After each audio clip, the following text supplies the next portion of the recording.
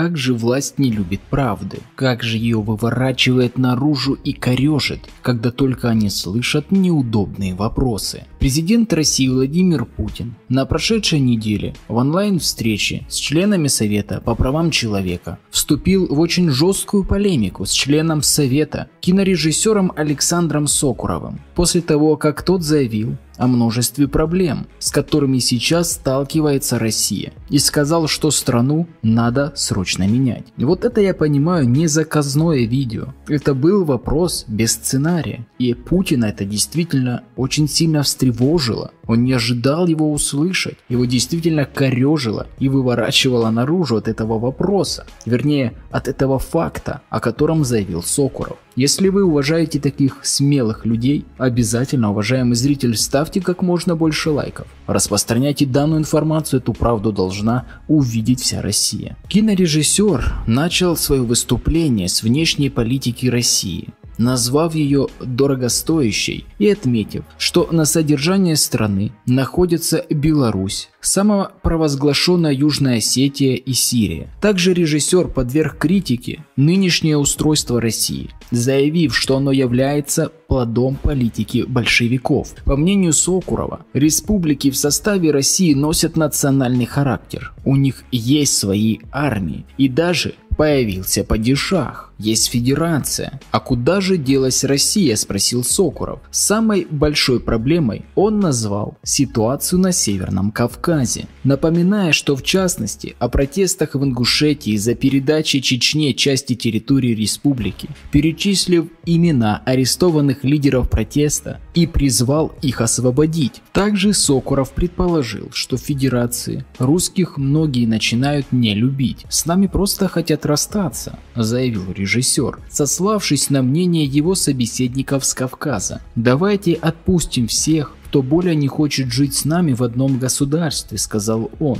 А я догадываюсь, что он знает, сколько уходит денег, так скажем, в другие федерации, которые начинают не признавать русских. Также Сокуров упомянул о политизации силовых органов в стране, о том, что не следует преследовать молодых людей за активную гражданскую позицию, о необходимости активной сильной оппозиции, о том, что надо прекратить преследование некоммерческих организаций. Режиссер также напомнил Путину про покончившую с собой журналистку Ирину Славину, про историка Юрия Дмитриева, сидящего, по мнению правозащитников, по надуманным обвинениям, про находящегося под следствием политика Максима Резника, про дискриминацию СМИ и НКО путем признания их иностранными агентами, про то, что из страны уезжает молодежь, она бежит из страны. Он призвал президента подумать, что же неправильно со страной, где все это происходит. Пора заняться нам новой Россией, заключил Сокуров. А все старые корни, которые прогнили и сгнили, пора выкорчевать, они здесь не нужны.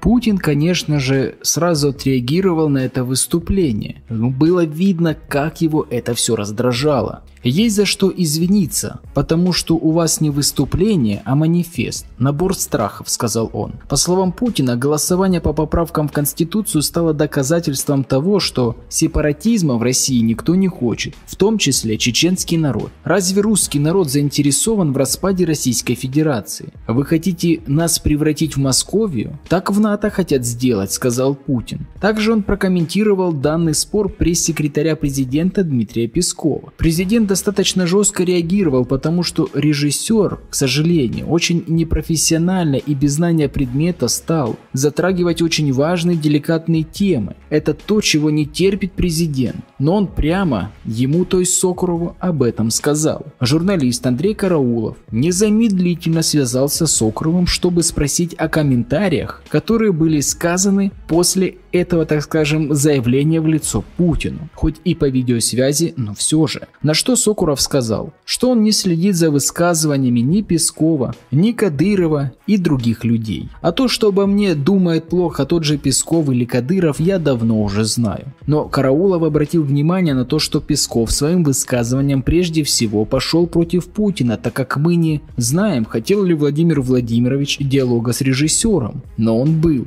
а Песков его просто сгладил, сказав, что один из собеседников не смыслит профессионально в геополитике. И по мнению журналиста, за такие слова люди должны лишаться работы. Далее Караулов попросил прокомментировать Сокурова реакцию Путина по поводу республик и Кавказа. Кинорежиссер отметил, что, к сожалению, президент не вник ни в один задаваемый вопрос. Так все свои выступления на подобных встречах передают на ознакомление заранее, а Сокуров этого не делает. И поэтому Путин отказался не в привычной для него ситуации отвечать на данный вопрос. Текст не дали, и он на ходу пытался что-нибудь придумать и ответить. Поэтому содержательного ответа не было, так как он не понял вообще данного вопроса. Он также высказал свое сожаление по поводу того, что не сумел донести до президента Путина суть волнующей его проблемы. Караулов также отметил, что Сокуров единственный человек, который за последние 8 лет решился поспорить с Путиным, что даже церковь на это не способна, вспомнив комментарий православной церкви, что если Владимир Владимирович говорит, что царь Иван Грозный не убивал первосвященника на Руси, значит это так и есть. Сокуров сказал, что это не первый раз.